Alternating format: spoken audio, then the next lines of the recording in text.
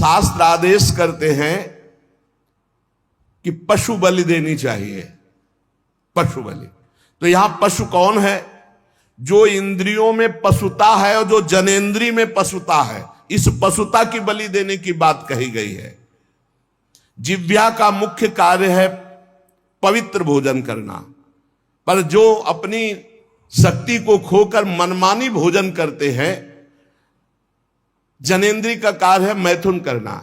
जो एक सीमा में न रहकर मनमानी व्यभिचार करते हैं, तंत्र शास्त्र कहता है इसकी बलि, ये पशुता है, इस पशुता की बलि दो कि आज से मैं नियम लेता हूं, हे जगदम्बा आपके सामने सात्विक आहार करूंगा, कभी असत आहार नहीं करूंगा। आज से मैं गृहस्थ हूं तो अपनी पत्नी से केवल धर्मानुसार संतान उत्पन्न करने के लिए, अन्यथा मैं आजीवन संयम से रहूंगा। ये बलि देने की बात कही गई है। जो काम की लिप्सा है उसका नाश करो। जो स्वाद की, ये दो इंद्रियां बड़ी प्रबल हैं, जनेंद्री और रसेंद्री। परमार्थ में चलने वाले को अपनी दैवी संपदा जागृत करने के लिए इन दो की बलि देना ही पड़ेगा, जबान के स्वाद की और जनेंद्री के भोग की।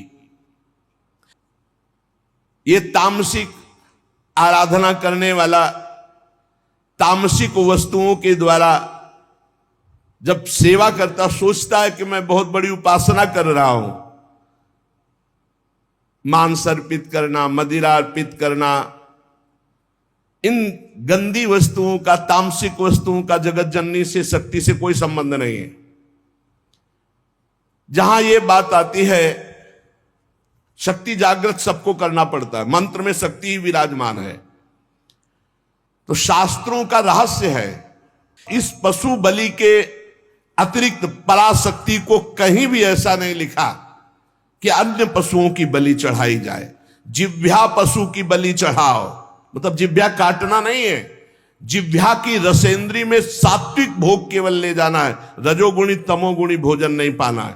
और ये जो अज्ञानी जन नहीं जानते हैं, ये भोले भाले पशुओं की बलि करते हैं और सोचते हैं कि मां प्रसन्न हो जाएगी, शक्ति जागृत हो जाएगी। और जो जनेंद्री को संयम में रखता है, समस्त चराचर जगत की जितनी भी स्त्रियां हैं सबको जगदम्बा का स्वरूप मानता है, भगवती की शक्ति उसके अंदर जागृत हो जाती है।